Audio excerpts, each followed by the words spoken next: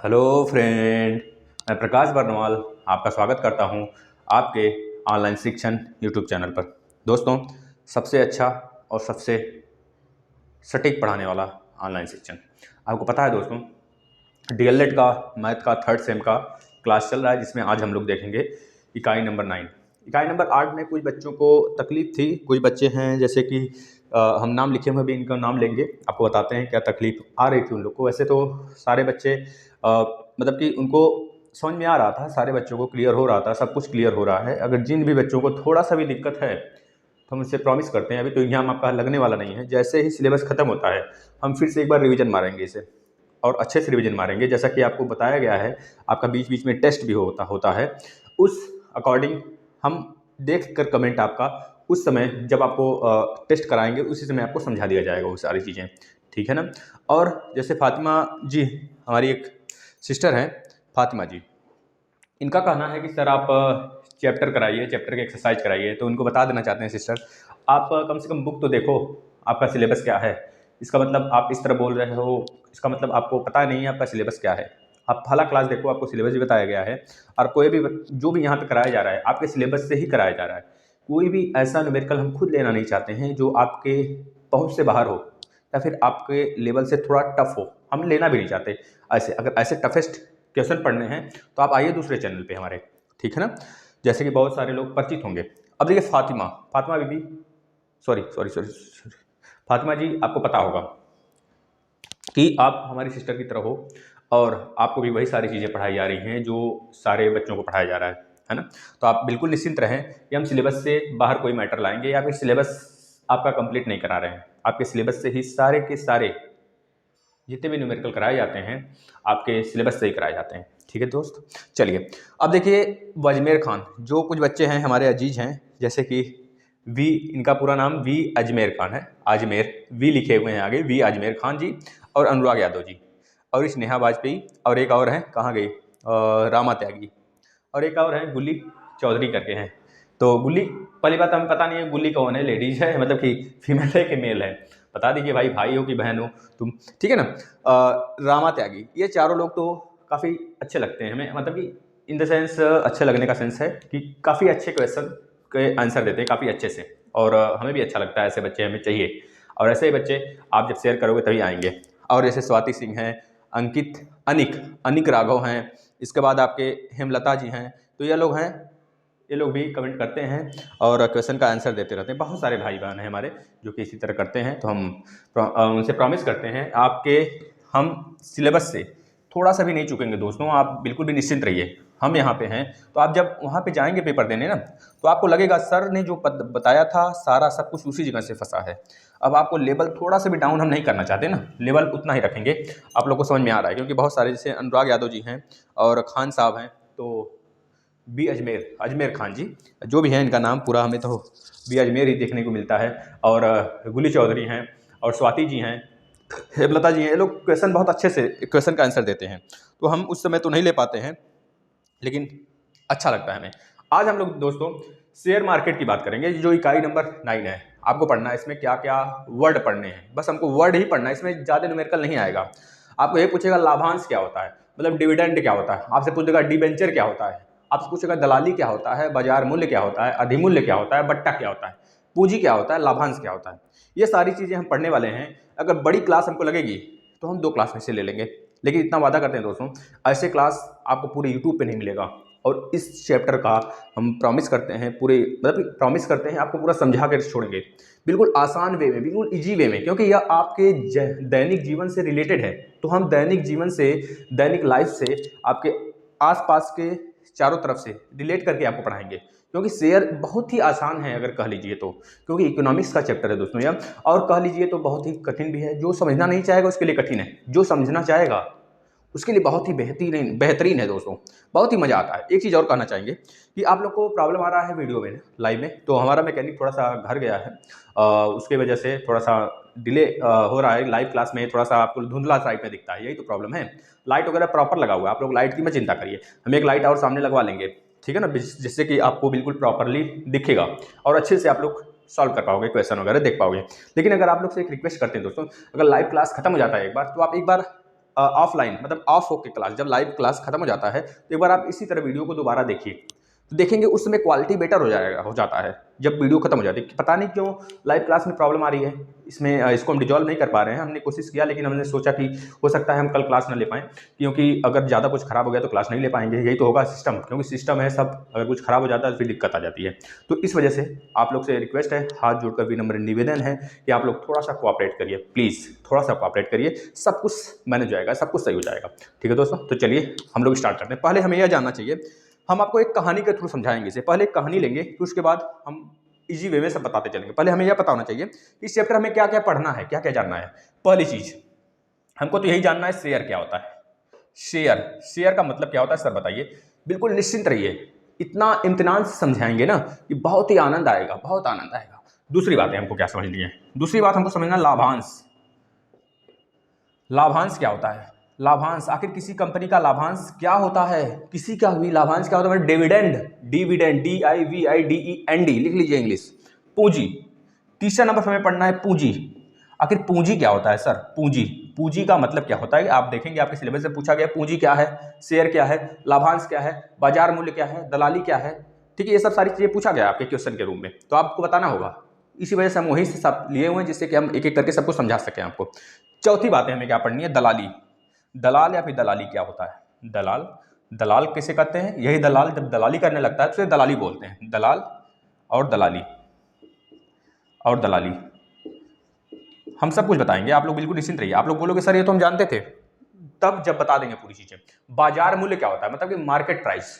Market price दो चीज होता है, मार्केट प्राइस होता है और एक मार्क प्राइस होता है, दोनों में अंतर है दोस्तों।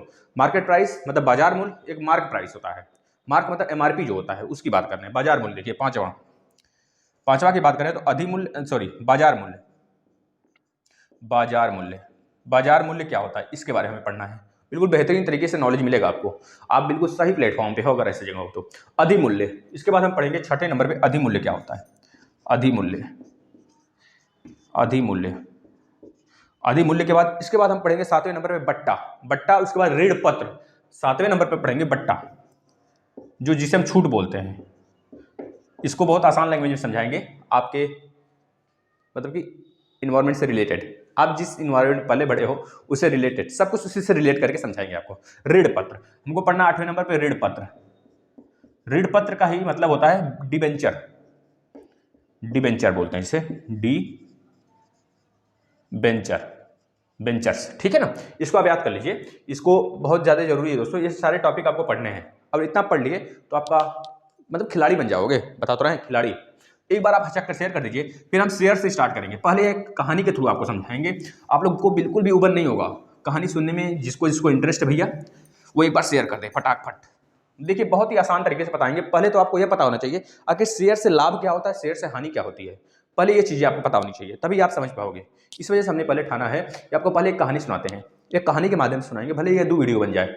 हमें उन्हीं बच्चों को, हमें वही बच्चे चाहिए जो बच्चों का, जिस बच्चों का इंटरेस्ट होता है पढ़ने में। बस हमारा कहना यह है, ऑनलाइन शिक्षण का कहना यह है कि हमें उन्हीं बच्चों से जुड़ना है जो बच्चे इंटरेस्ट जगाते हैं पढ़ने में। ठीक है ना, ऐसी बात तो नहीं है आप क्वालिफाई कर लिए भैया डाइट के बाद आपको आगे पढ़ना ही नहीं है। आगे तो बहुत बड़ी लाइफ है दोस्तों, अभी तो आपको CTET, UP TET, super TET, मतलब कि बढ़ते चले जाइए। जितनी ज़्यादा इच्छाएं बढ़ाएंगे उतने ज़्यादा आप मजबूत होगे अंदर से, आपको नॉलेज ग्रहण करने की क्षमता उतनी ज़्यादा, मतलब उतना पावरफुल बनोगे। आपका जो कॉमन सेंस, जो आपका यहाँ पे माइंड है, जिससे बोलते हैं हम लोग क्या, कॉन्शियस माइंड, अनकॉन्शियस माइंड, वो उसको इंक्रीज करिए, सोचने की क्षमता बढ़ाइए अपनी। बस यही हमारा कहना है। अब देखिए 2 चीज़ें हम आपको बताएंगे। एक मिस्टर ए हैं, पहले हम यहाँ पे लिख देते हैं रॉयल एनफील्ड। आप लोग सोचेंगे रॉयल एनफील्ड की बात सर क्यों कर रहे हैं, रॉयल एनफील्ड, ध्यान से देखेंगे, इसको लेकर ही हम कहानी आपको सुनाने वाले हैं। रॉयल एनफील्ड 2 भाइयों की कहानी है, एक मिस्टर ए है, एक मिस्टर बी है, एक मिस्टर बी है, और ये घटना 2001 की है, 2001 से लेकर 2020 तक की। ध्यान से सुनेंगे, देखिए कितना ज़्यादा मजा आने वाला है। अब जो मिस्टर ए हैं और मिस्टर बी हैं, इन दोनों लोग की जो मंशा होती है, जैसे कुछ बच्चों की मंशा होती है कि हम अगर नौकरी करने लगे तो सबसे पहले दान करेंगे, सबसे पहले यह चीज़ें खरीदेंगे, सबसे पहले अपने माँ बाप को तीर्थ यात्रा कराएंगे, सबसे पहले हम उनका कर्जा चुकाएंगे जिससे लेकर पढ़ाई की है। ये बहुत दुख की बात होती है दोस्तों, बहुत दर्द भरी कहानी होती है। जो बच्चे कर्जे लेकर पढ़ाई करते हैं और वही बच्चे अपने लाइफ में सक्सेस होते हैं, यह सभी लोग जानते हैं, क्योंकि वही बच्चा मेहनत करता है। उसको डर होता है कि अगर हम कहीं अगर नौकरी नहीं पाएँ, अगर कुछ नहीं कर पाए तो हमारा मतलब इनका कर्जा कौन चुकाएगा। तो ये सारी चीज़ें अगर आप मतलब कि आप एक तरह से मतलब उसी पे टारगेट बनाकर करिए दोस्तों, कहीं भी दिमाग वगैरह नहीं। देखिए स्टेट का फॉर्म भी आने वाला है, आप लोग बिल्कुल लग जाइए, ठीक है। सारी चीज़ें उसमें हो सकता है पूछ लें, तो बिल्कुल भी निश्चिंत रहिए आप लोग कि हम ऐसा कुछ नहीं देंगे जिससे कि आपको प्रॉफिट ना हो, ठीक है ना, प्रॉफिट होगा। अब देखिए मिस्टर ए है और मिस्टर बी है। अब मिस्टर ए और मिस्टर बी दोनों लोग ठानते हैं कि हम कमाएंगे, पैसा कलेक्ट करेंगे कहीं से भी और रॉयल इनफील्ड लेंगे। और 2001 में रॉयल इनफील्ड की प्राइस थी 55,000। कितनी दोस्तों? 55,000 रुपए। अभी फिलहाल में जितनी भी हो आप लोग बता सकते हैं, 55,000 रुपए थी। अब मिस्टर ए और मिस्टर बी पैसा कलेक्ट करना स्टार्ट करते हैं। अब कुछ दिन बाद ये 55,000 रुपए कलेक्ट कर लेते हैं और ये भी 55,000 रुपए कलेक्ट कर लेते हैं। दोनों लोग 55,000 रुपए कलेक्ट कर लेते हैं। मिस्टर ए उसी समय तुरंत जाते हैं एजेंसी में और एक नई चमचमाती हुई गाड़ी मतलब कि रॉयल इनफील्ड खरीद लाते हैं और उस पर घोड़ी की तरह सवार होकर पूरे गांव भर नचाते हैं। पूरे लड़कियां उनको घूम घूम के देखती हैं, मतलब कि एक तरह से अपना होता है ना जवानी जिसे बोलते हैं वो दिखाने लगते हैं और अपनी हैसियत भी दिखाने लगते हैं उन लोग को, क्योंकि इनका यही मानना था, इनका इतना ही ख्वाब था कि हम गाड़ी लेकर घूमें और लड़कियां हमें मुड़ मुड़ कर देखें और हमें सब मतलब कि अपने से थोड़ा सा ऊपर जाने। इनकी यह मनसा पूरी हो जाती है कुछ ही सालों में, 1-2 साल में पैसा जब जुटा लेते हैं तो इनका मनसा पूरा हो जाता है, इनका जो व्यू होता है वह कंप्लीट हो जाता है। लेकिन मिस्टर बी से जब ये पूछते हैं कि भाई तुम क्यों नहीं लिए, तुम्हारी भी तो मनसा थी, तुम तो ले लिए होते, तुम भी ले लिए होते रॉयल इनफील्ड, तुमको भी लड़कियां घूम घूम कर देखती है, भट भट भट भट करते करते तुम भी गांव में चलते, सड़कों पे चलते, जिससे कि लड़कियां मुड़ मुड़ कर देखती भैया और तुम्हारी भी इमेज ऊपर हो जाती। तो इनके दिमाग में एक शक था कि अगर इतनी मेहनत से हमने पैसा कलेक्ट किया हुआ है तो एक झटके में पैसा कैसे गंवा दें। आप जैसे लोग, आप जैसे थे यह, मतलब कि मेहनती वाले पर्सन थे, क्योंकि मेहनत से पैसा जुटाया था तो ये कहीं इन्वेस्ट करना चाहते थे। इनके दिमाग में एक दिन ऐसा आया, ये पेपर वगैरह पढ़ रहे थे, उसमें दिखा कि शेयर खरीदिए करोड़पति बनिए। अब इस बात को यह सत्यापित करने के लिए बहुत ज़्यादा रिसर्च किए। रिसर्च करने के बाद इन्होंने यह पाया कि जो पैसा या इन्वेस्ट जहाँ पे करेंगे वह पैसा बिल्कुल इनका सेफ होगा। तो इन्होंने इन्वेस्टमेंट करने का अपना इरादा बना लिया। बस तब क्या था, फिर इन्होंने अपना इन्वेस्ट कर दिया भैया, एक अच्छी सी कंपनी का शेयर इन्होंने खरीद लिया। अब ये भी उसी कंपनी का शेयर खरीदना चाहते थे जिस मतलब कि रॉयल इनफील्ड कंपनी का। तो बाद में इन्हें पता चला, बहुत रिसर्च करने के बाद इनको पता चला कि रॉयल इनफील्ड एक कंपनी नहीं है, एक सब कंपनी है, जिसे हम बोलते हैं सब ब्रांड। एक सब ब्रांड था, मतलब इन्होंने एक अच्छे ब्रांड से सोचे कि हम शेयर खरीदें जिससे कि हमको भविष्य में प्रॉफिट हो सके। तो लेकिन बाद में जब इन्होंने सोचा कि हमें रॉयल इनफील्ड के शेयर को खरीदना है, रॉयल इनफील्ड ब्रांड की शेयर खरीदना, जब बाद में इन्होंने सर्च किया, बहुत ज़्यादा सर्च किया, तो इन्होंने पाया रॉयल इनफील्ड नाम की कोई कंपनी ही नहीं होती है। रॉयल इनफील्ड तो एक ब्रांड है, इसका पापा मतलब कि इसका जो मतलब ये होता है पेरेंट कंपनी, तो यह पेरेंट कंपनी, इसका पेरेंट कंपनी जिसे मतलब पेरेंट्स होते हैं ना हम लोग के, उसी तरह इसका एक पेरेंट्स कंपनी है जिसका नाम क्या था, जिसका नाम था, आप लोग लिख लें, लिख क्या लें आप लोग, बस समझ लीजिए, ये आपके काम का नहीं है, बस आप लोग समझते चलें। आइचर ब्रांड, आइचर कर लीजिए, आइचर मोटर उस कंपनी का नाम था। इस कंपनी का सब ब्रांड रॉयल इनफील्ड था। बस क्या था, इन्होंने अपना पैसा इन्वेस्ट कर दिया और शेयर खरीद लिया। उस समय जब इन्होंने शेयर खरीदा 2001 में, तो उस समय एक शेयर का प्राइस था कितना दोस्तों, 1.89 INR, मतलब कि रुपीज में, यह रुपीज में है 1.88899 INR, मतलब इंडियन रुपीज की बात कर रहा है। इतने रुपए था एक शेयर का प्राइस। अगर एक शेयर का प्राइस उतना था दोस्तों, इनके पास कितने शेयर आ गए, तो हम कहेंगे आप इनके पास इतने पैसे थे, इतने पैसे पूरे ये शेयर खरीद लिए, तो इनके पास कितने शेयर आ गए, तो आप बोलेंगे, देखिए यहां से आपको सीखने को मिलेगा। अब देखिए शेयर संख्या कैसे निकाल रहे हैं हम, ध्यान से देखिए, एक शेयर का प्राइस इतना रुपए था, इनके पास इतने पैसे थे, ये इन्होंने पूरे पैसे से ये शेयर खरीद लिया, तो इनके पास कितने शेयर आ गए, तो आप बोलेंगे 55,000 को डिवाइड कर देंगे रुपीज से, 1.89 एक शेयर से, तो इनके पास कितने शेयर आ जाएंगे फ्रेंड्स, तो आप बोलेंगे सर इनके पास जो शेयर आ जाएंगे वह शेयर होंगे 29,100.45 5291 इतने शेयर होंगे इनके पास, इतने शेयर। अब ध्यान से देखिए, यह जो डाटा है आप ध्यान से बनाए रखिए, अपनी मतलब कंसंट्रेशन बनाए रखिए दोस्तों, समझ में आ रहा है। अब इतने शेयर इन्होंने खरीद लिया, अब यह जो है चिढ़ाने लगा इनको, मिस्टर बी को। मिस्टर ए चिढ़ाने लगा, बोला कि भैया तुम्हारा शेयर डूब जाएगा, तुम जुआ खेल रहे हो, जुआ, तुम्हारी शेयर गया, तुम्हारा पैसा तुम खरीद लिए होते, कम से कम हमारे तरफ बड़बड़ करके जाते, लड़कियां तुमको मुड़ मुड़ के देखती। यह बातें कह के बार बार ये चिढ़ाने लगा मिस्टर बी को। मिस्टर बी भी कहाँ रुकने वाला था, यह शेयर जब खरीद लिया। अब अगर आज की डेट में देखा जाए दोस्तों, आज के डेट में देखा जाए 2020 में मिस्टर बी ने जो पैसा इन्वेस्ट किया था, कर रखा था, उसकी प्राइस कितनी हो चुकी थी तो आप अनुमान भी नहीं लगा सकते, 74 करोड़। एक मिनट, एक हम लिख देते हैं यहाँ पे, फिर काउंट करते हैं, 206,349.20 इतना रुपीस, यानी कि देख लीजिए, इकाई, दहाई, सैकड़ा, हजार, 10,000, लाख, 10 लाख, करोड़, 7,42,06,349 रुपए हो चुकी थी आज के डेट में। अगर उसने 1.899 रुपीज के रेट से, 899 मतलब 1.899 एक शेयर का प्राइस था, वही शेयर अगर आज के डेट में देखा जाए दोस्तों तो इतने रुपए का हो गया था, लमसम 71, मतलब कि 8 करोड़ का, मान लीजिए 8 करोड़ लगभग हो गया था उसका प्राइस दोस्तों। अब देखिए शेयर, यह बाद में जब इसके पास इतना पैसा आता है तो यह इसको कहते हैं भैया देखिए हमारे पास इतना है, और यह कहता है कि भैया हमें भी इन्वेस्टमेंट करना चाहिए। अब देखिए अगर हम लोग निकालें, ब्याज भी निकालें ना, केवल 1 साल का अगर ब्याज भी निकालें तो 1 साल का इसका केवल ब्याज जो आएगा दोस्तों, पहले देख लीजिए, इस समय देखिए इतना था शेयर, इतना शेयर प्राइस था, लेकिन यही शेयर प्राइस 2020 में जो हो जाता है वो कितना हो जाता है, एवरेजली अगर बात करें तो इसका जो शेयर का दाम था 2550 इतना रुपीज होता था, 2550 रुपीज हो जाता है, ये एवरेजली शेयर का प्राइस है। देखिए पहले कितना था 2001 में, अब शेयर का दाम कितना हो गया, 2550 रुपए एक शेयर का प्राइस, रॉयल का, मतलब कि जो आपका आइचर कंपनी थी, इसका पेरेंट कंपनी रॉयल एनफील्ड का, इसका अगर एक शेयर का प्राइस अगर अब देखें 2550 रुपए है, पहले 1.899 रुपीज था, समझ रहे हैं कि नहीं। अब इतना इसके पास रुपया आ गया, अगर यह अब भी उस पैसे को बैंक में रखकर केवल उसका मतलब ब्याज खाए ना, तब भी उसके हर साल का ब्याज जो आएगा दोस्तों, हर साल का केवल ब्याज की बात कर रहे हैं, उसके पास 37 लाख रुपए आएगा, लगभग 37 लाख रुपए, 4 5 5 3 2 5 37 लाख रुपए एक साल का ब्याज मिलेगा, केवल ब्याज की बात कर रहे हैं। अगर यह इतना रुपए अपना जमा कर दे, अगर उसी समय छोड़ दे और शेयर बेच देगा तो उसे इतना रुपए तो मिल ही जाएगा, समझ रहे हैं कि नहीं। अगर लेकिन शेयर अगर नहीं बेचता है ना, तब भी वो केवल ब्याज खाएगा हर साल 37 लाख रुपए, मतलब कि हर महीने लगभग 3 लाख रुपए, 3 लाख रुपए, 3 2 5 3 लाख रुपए हर महीने कमाएगा, मतलब वो क्या करेगा, कमाएगा, उसके पास ब्याज मिलेगा हर महीने 3 लाख रुपए, हर साल 37 लाख रुपए। अगर शेयर पूरा का पूरा बेच देता है तो उसे 7-8 करोड़ आराम से मिल जाते हैं।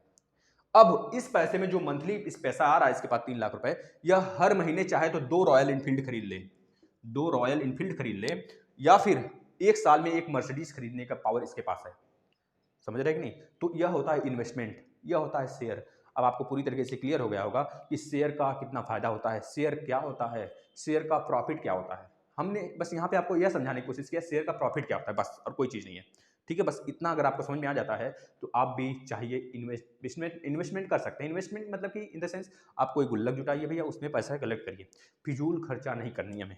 यहाँ से आपको कुछ सीखने को भी मिला होगा, तो आप सीख सकते हैं दोस्तों, अपने लाइफ से जोड़ सकते हैं इसको। तो चलिए अब हम लोग स्टार्ट करते हैं अपने, जो आपको समझाना था हमने समझा दिया, जो इस बच्चे को समझ में आ गया है वो एक बार एस लिख दे।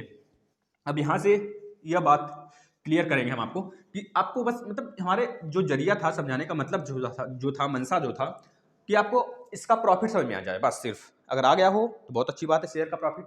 अब हम यहाँ से स्टार्ट करेंगे, शेयर किसे कहते हैं, भले आपको समझ में आ गया हो लेकिन फिर से हम रिपीट करते हैं, शेयर किसे कहते हैं।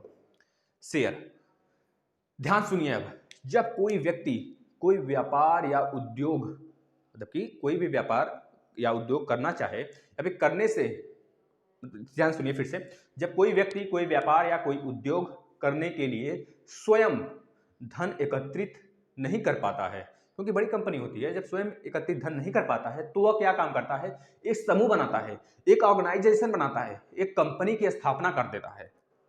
इसका मतलब ये हो गया, एक कंपनी एक ग्रुप की स्थापना कर देता है, और उस कंपनी, उस ग्रुप, उस ऑर्गेनाइजेशन से क्या करता है वो दोस्तों, पंजीकृत करा लेता है, उसको पंजीकृत करा लेता है, मतलब कि यह मान्यता ले लेता है, कह लीजिए उसका जो भी क्राइटेरिया रहता हो, जैसे स्कूल का है, उसको मान्यता लेने के लिए कुछ क्राइटेरिया होता है, कितनी ज़मीन होनी चाहिए, कितने कॉलेज होने चाहिए, कितने ब्रांच होने चाहिए, रूम का साइज़ क्या होना चाहिए, ये सब क्राइटेरिया वो फुलफिल कर लेता है। अब इसके बाद वो क्या काम करता है, इस प्रकार की कंपनी जनता से पूंजी प्राप्त करने के लिए शेयर जारी करके पूंजी प्राप्त करती हैं। Share in the sense, share हमने आपको बताया कि 1.89 रुपीज जैसे था उसका रॉयल इनफील्ड का, वही बाद में हो जाता है 2555 रुपीज, 2550 रुपीज, इतना रुपए हो जाता है अब के डेट में। देखें तो इस तरह सारी कंपनियां शेयर अपना निकालती हैं और जनता को क्या करती हैं, अट्रैक्ट करती हैं खरीदने के लिए। उनको बहुत सारे मतलब कि इस तरह प्रॉफिट उस पर लिखा होता है मेंशन। अभी सारी चीजें क्लियर करेंगे। अब देखिए दोस्तों, जब यह शेयर जारी करती हैं, पूंजी प्राप्त करती हैं, शेयर जारी करके पूंजी प्राप्त जो करती हैं, तो कंपनी में लगाया गया पूरा का पूरा धन उसकी पूंजी कहलाती है। अब यहां से अगर आपको पूछा जाता है पूंजी क्या होता है, तो आप बोलेंगे कंपनी में लगाया गया जो पूरा धन होता है कंपनी में। हम किसकी बात कर रहे हैं, पूंजी की। पूंजी किसे कहते हैं, तो आप यही बोलेंगे जो कंपनी में लगाया गया पूरा धन होता है, शेयर खरीदने के बाद किसी ऑर्गेनाइजेशन द्वारा जो कंपनी में पूरा का पूरा धन लगा दिया जाता है, उसे हम बोलते हैं पूंजी। ये बातें क्लियर हो गई। अब देखिए, अब पूंजी को प्रायः सामान्य मूल्य की इकाइयों में बांट दिया जाता है। सामान्य मूल्य इन द सेंस मतलब कि अगर हमारे पास 1 लाख रुपए है, उसे हम किस रुपए बांट दें, 10 रुपए, 10 रुपए, 10 रुपए, 10 रुपए, 10 रुपए, इस तरह बांट दें। तो यही प्रत्येक इकाई को शेयर कहते हैं। समझ में आया? जैसे हमारा कोई बिजनेस है, हमने खड़ा कर लिया 7-8 करोड़ का भी बिजनेस हमारा है, क्योंकि हम पैसे वाले हैं मान लीजिए। तो हमने क्या किया, 8 करोड़ रुपए हमको चाहिए किसी न किसी तरह। अब उस 8 करोड़ रुपए को तो कोई एक आदमी तो देगा नहीं, क्योंकि उसका 8 करोड़ रुपए अगर हम लेंगे तो उसका मतलब फटती रहेगी भैया, कि वह मतलब कि हम भाग न जाए लेकर उसे। लेकिन वही उसी 8 करोड़ रुपए को हम क्या करें, जनता में थोड़ी करके तोड़ दें, 10-10 रुपए में, 10-10 रुपए में, 1,000 रुपए में तोड़ दें। जब ब्रेक कर देते हैं तो वही शेयर कहलाता है दोस्तों, उसी को शेयर कहते हैं।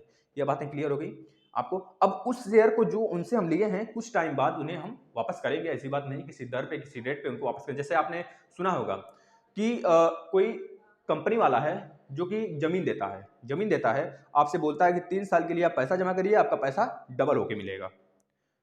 यही बातें आप सुने होंगे, बहुत सारी बातें आप सुने होंगे दोस्तों, ऐसी बातें आप जरूर सुने होंगे कि हमारे यहाँ एक चाचा जी हैं, वह अपनी बात नहीं कर रहे हैं, मतलब किसी की बात कर रहे हैं। वो हमारे यहाँ एक चाचा जी हैं, वो क्या काम करते हैं कि शेयर खरीदवाते हैं, शेयर बेचते हैं। मतलब कि उनके पास बहुत बड़ा प्रॉपर्टी है। उस प्रॉपर्टी में मतलब कि जो शेयर लेते हैं, मतलब उनसे पैसा लेते हैं दोस्तों, शेयर बेचकर वो पैसे को इन्वेस्टमेंट करते हैं कहीं और, वहां से वो पैसा कमाते हैं और उनको बाद में उस पैसे को उसको वापस कर देते हैं। या फिर जो बंदा शेयर खरीदता है ना, वह बंदा उस कंपनी का एक तरह से कह लीजिए मालिकाना हक उसके पास हो जाता है, मालिकाना हक हो जाता है उसके पास। ठीक है ना, ये बातें आपको पता हो जानी चाहिए। उसके पास मालिकाना हक हो जाता है। उस कंपनी में अगर कुछ भी घाटा होता है तब भी उसका उतना ही हक होता है उसके शेयर के हिसाब से। अगर उस कंपनी में थोड़ा सा भी प्रॉफिट होता है तो उसका भी उतना ही हक होगा प्रॉफिट में, जितना उसका जो मेन मैनेजर होगा, मेन मालिक होगा। समझ रहे कि नहीं? ये बातें आपको गांठ बांधकर एकदम ध्यान से बिल्कुल सुनते रहिए, बहुत कहानी की तरह सुनाएंगे, बहुत ही मजा आने वाला है, आनंद आएगा।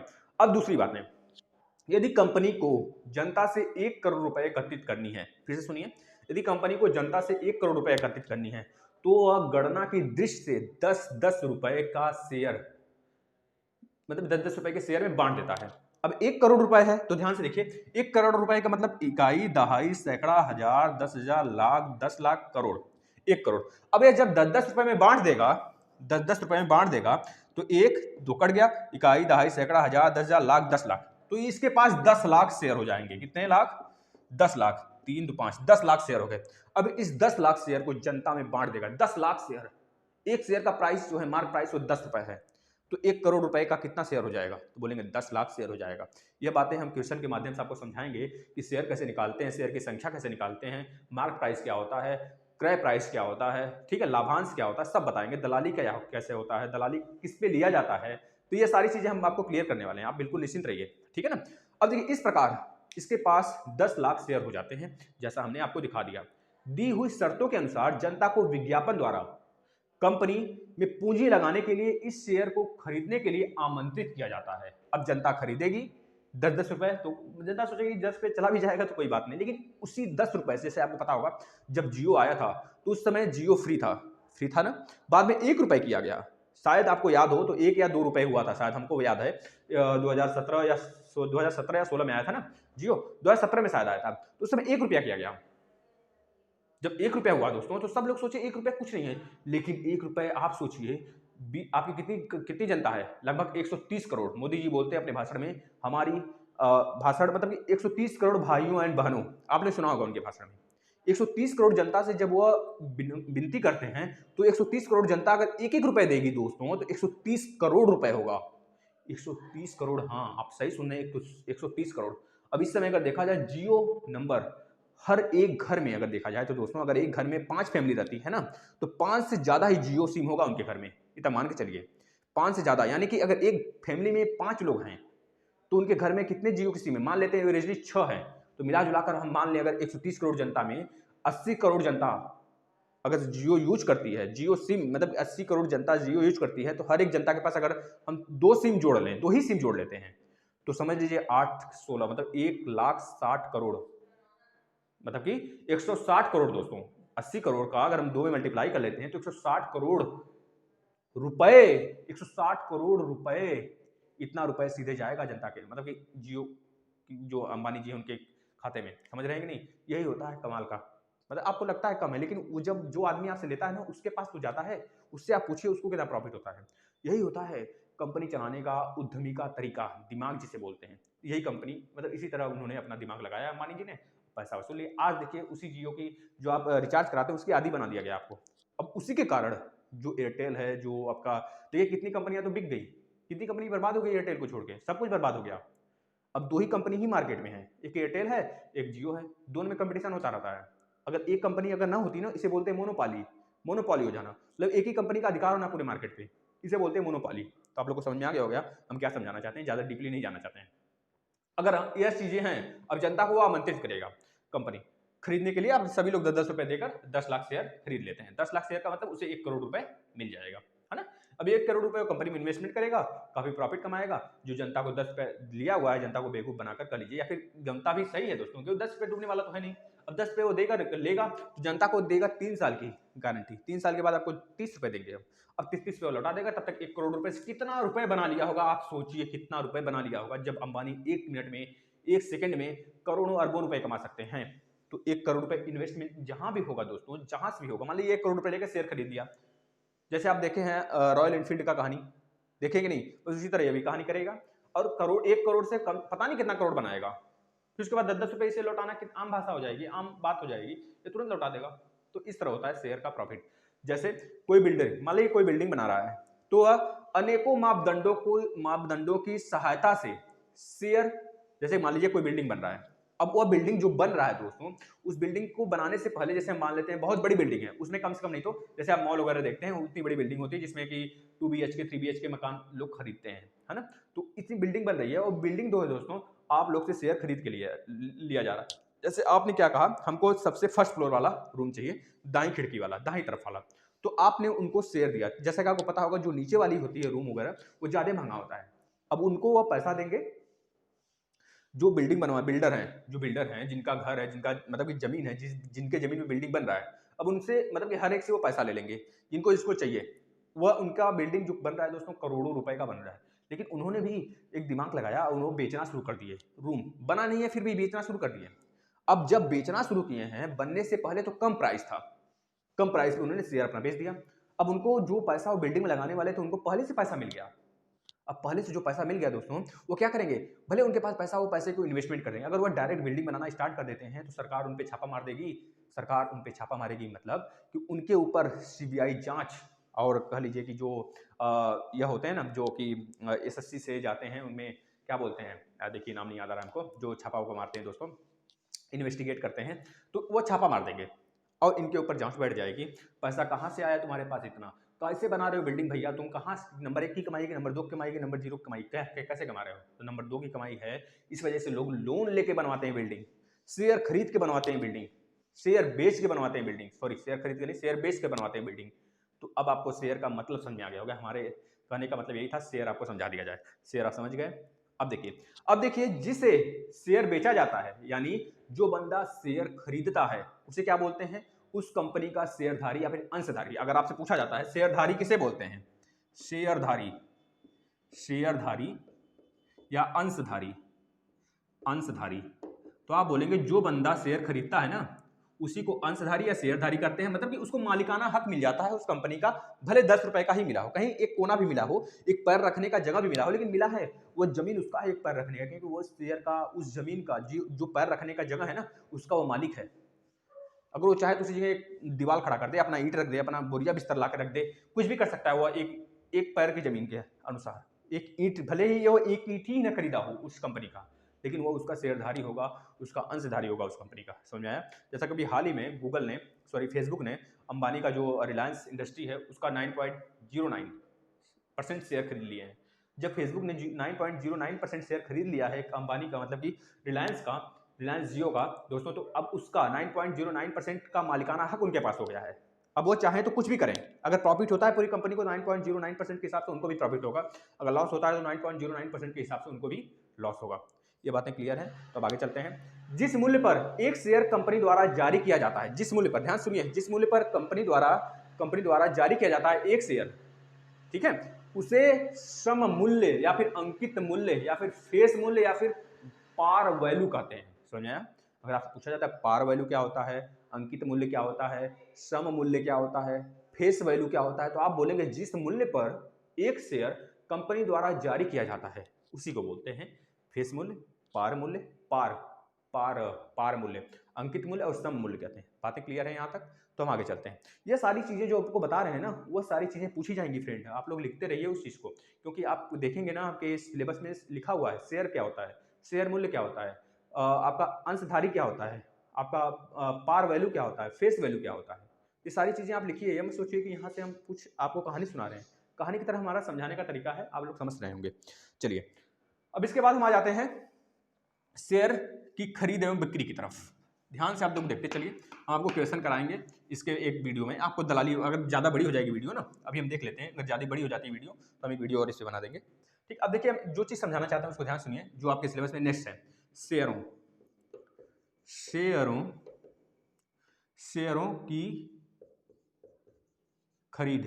की खरीद एवं बिक्री के बारे में देख लेते हैं।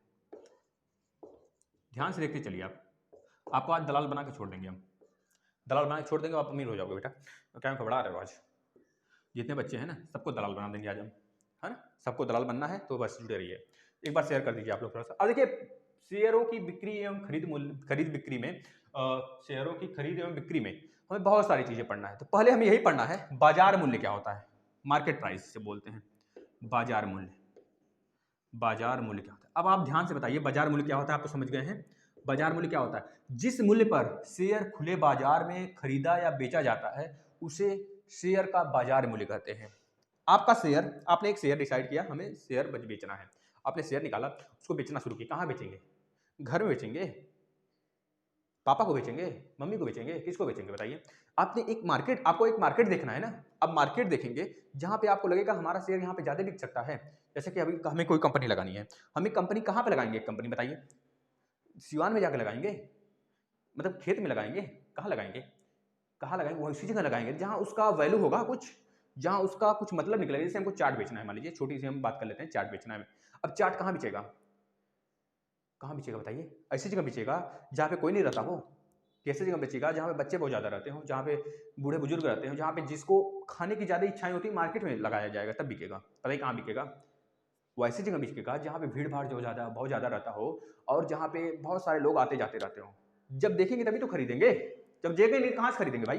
कहाँ से खरीदेंगे बताइए आप? तो ऐसी जगह कोई चीज़ बेचा जाएगा, शेयर ऐसी जगह बेचा जाएगा जहाँ पे उस शेयर का वैल्यू होगा, और जब शेयर जहां पे बिकेगा उसी को बोलते हैं बाजार मूल्य। सिंपल भाषा में फिर से आप एक बार सुन लीजिए, लिख लीजिए कॉपी पे हम जो बोल रहे हैं। जिस मूल्य पर शेयर खुले बाजार में खरीदा या बेचा जाता है उसे शेयर का बाजार मूल्य कहते हैं। बात क्लियर है? आगे चलते हैं,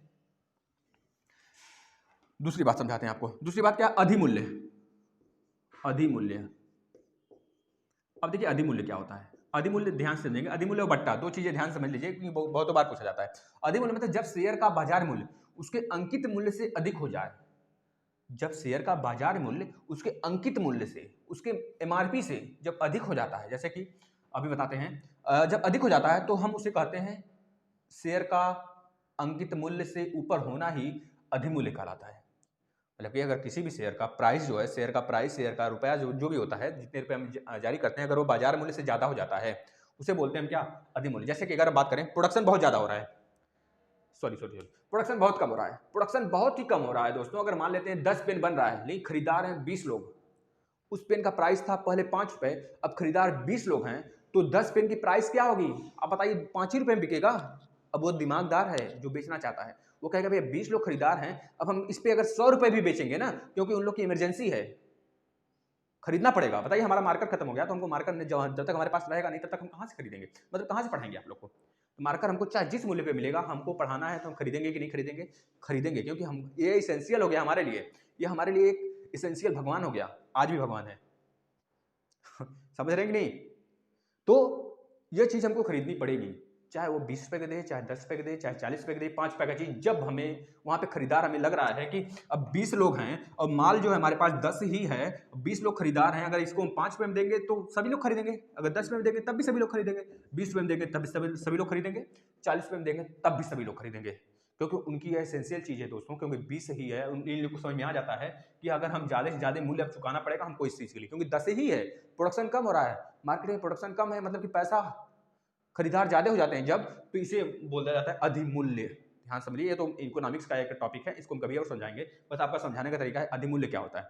जब भी शेयर का प्राइस मार्केट प्राइस से ज्यादा हो जाता है तो उसे बोलते हैं अधिमूल्य, बस इतना समझिए, आप समझ गए। इसके बाद बट्टा देखिए, बट्टा बहुत ईजी तरीके से आपको समझाएंगे। जैसे आपका नोट है, मान लीजिए कोई 5 रुपए का नोट है, मान लीजिए 5 रुपए का नोट है, कोई भी 5 रुपए का नहीं, 2000 का नोट है मान लीजिए आपके पास, और उस 2000 रुपए का नोट क्या हो गया, फट गया।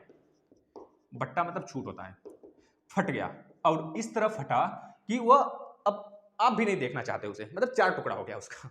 सोचिए, अगर आपका 2000 रुपए का नोट 4 टुकड़ा हो जाता है, तो आप क्या इस 2000 नोट को फिर से फेंक दोगे, आपको दया आएगी, आप नहीं फेंकोगे, आप उसे किसी तरह साटोगे, किसी तरह टेप मारोगे, किसी तरह चिपकाओगे कि दूसरों को पता ना चले कि ये चिपका हुआ है। आप उसे चिपका कर उस आदमी को दोगे जिस पर आपको बिलीव होगा। आप उससे बोलोगे भैया इसको चला दीजिए, आपको हम 100 रुपए दे देंगे। तब भी नहीं चलेगा तो आप बोलोगे भैया इसको चला दीजिए, हम आपको 500 रुपए दे देंगे। अगर तब भी नहीं चलेगा ना, तो आप बोलोगे भैया हम 1000 रुपए दे देंगे, कहीं भिड़ा दो इसे। तो बंदा किसी न किसी तरह भिड़ाएगा और आपको 2000 का रुपए का 2000 रुपए उसकी वैल्यू है ना, उसका 1000 रुपये आपको मिलेगा, और 1000 रुपये उसके खाते में चला जाएगा। अगर मिला 2000 रुपये, तब अगर वो बेचारा कहीं से भी लाया, 1500 रुपये में इसको बेचा, 1500 रुपये में जब बेचेगा तब भी उसका 1000 रुपये ही होगा, आपका 500 रुपये हुआ। देखिए घाटा हुआ कि नहीं हुआ, घाटा ना। तो इसी तरह दोस्तों इसको बोलते हैं बट्टा। बट्टा मतलब छूट। आप अपने शेयर को बेचने के लिए कितना छूट देते हो, आप मार्केट प्राइस से उसकी वैल्यू घटाकर बेचते हो, बस यही होता है। अगर आप मार्केट प्राइस से, जो मार्केट में शेयर का दाम चल रहा है, अगर आप उससे अपने शेयर का प्राइस घटाकर बेचते हो ना, तो उसे बोलते हैं हम लोग बट्टा या छूट। समझ में आ गया ये सारी बातें।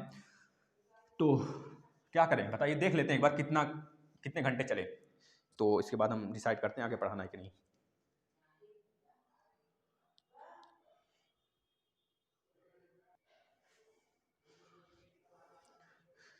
चलिए दोस्तों, हम एक क्लास और लगा लेते हैं, क्योंकि वीडियो ज़्यादा बड़ी हो जाएगी तो बच्चे देखेंगे नहीं, हमें पता है बच्चे नहीं देखते हैं, क्योंकि आप लोग शेयर ही नहीं करते हैं। एक क्लास हम और लगाएंगे, इसमें आपको लाभांश समझाएंगे, दलाली समझाएंगे, बाजार मूल्य समझाएंगे, ठीक है, ये सारी बातें, और ऋण पत्र समझा देंगे, ये बातें समझा देंगे। जैसे कि हमने आज समझ लिया, पूंजी समझ लिया, शेयर समझ लिया, अंशधारी क्या होता है यह समझ लिया, बाजार मूल्य समझ लिया, और अधिमूल्य समझ लिया, ये सारी बातें हमने समझ लिया। बचा हुआ है क्या, बट्टा भी समझ लिया, मतलब बाजार मूल्य नहीं समझे हैं, अब बाजार मूल्य समझ लेंगे, दलाली समझ लेंगे, दलाल समझ लेंगे, उसके बाद लाभांश, उसके बाद ऋण पत्र, यही बचा है शेष। इसको हम एक क्लास में और लगा देंगे, और आपको 2-3 न्यूमेरिकल बता देंगे किस टाइप के न्यूमेरिकल आते हैं, ठीक है ना। अगर आपको लगता भी है अभी भी हमको नहीं समझाया, तो आप एक कमेंट करेंगे, जानदार कमेंट करना है आप लोग को, चाहे कुछ भी हो दोस्तों, कमेंट करिए आप लोग। जैसे कुछ बच्चे को नाम हम लिए ना, ये बच्चे बहुत अच्छे हैं, कमेंट करते हैं, शेयर भी करते हैं हमारी वीडियो। देखिए बच्चा खुद बोलता है कमेंट में कि सर पे लाइक करिए। आप बहुत ज़्यादा की संख्या में देख लेते हो, लेकिन लाइक बहुत कम आते हैं दोस्तों। आप लोग को ऐसी वीडियो ही मिलेगा, बिल्कुल क्वालिटी इसकी नंबर 1 की रहेगी। थोड़ा सा जो लाइव क्लास में दिक्कत आ रही है ना, उसको हम रिजॉल्व करेंगे बहुत जल्द ही, ठीक है, आप लोग निश्चिंत रहिए। और अगर आपको लगता है लाइव क्लास हम नहीं देख पा रहे हैं, धुंधला दिख रहा है, तो आप लोग क्या काम किया करिए, एक बार और देख लिया करिए उस चीज़ को।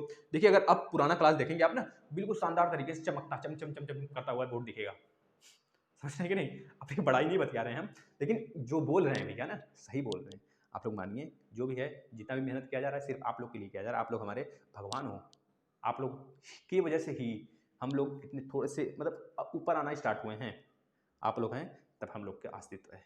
ठीक है ना? तो आप लोग से विनती करते हैं, आप लोग ज़्यादा से ज़्यादा शेयर करें। अनुराग भाई, थोड़ा सा आप अपने जगह जहाँ पे जानते हैं, जहाँ पे रिसोर्स हो, आप शेयर किया करिए। अनुराग भाई, खान भाई, स्वाति जी, जो भी लोग हैं, हेमलता जी, आप लोग शेयर किया करिए। थोड़ा सा ध्यान रखिए सर का भी। सर इतनी ठंड में आपको पढ़ाते हैं, आप तो रजाई में लेके बैठ के पढ़ते हैं ना, ये सर इस समय खड़े होकर पढ़ा रहे हैं, चारों तरफ ठंड है। ठीक है ना? धन्यवाद दोस्तों। आते हैं एक और वीडियो इसमें लाते हैं, आपको उसमें सारी चीज़ें क्लियर कर देंगे। ठीक है ना? आप लोग जरूर आइएगा। धन्यवाद।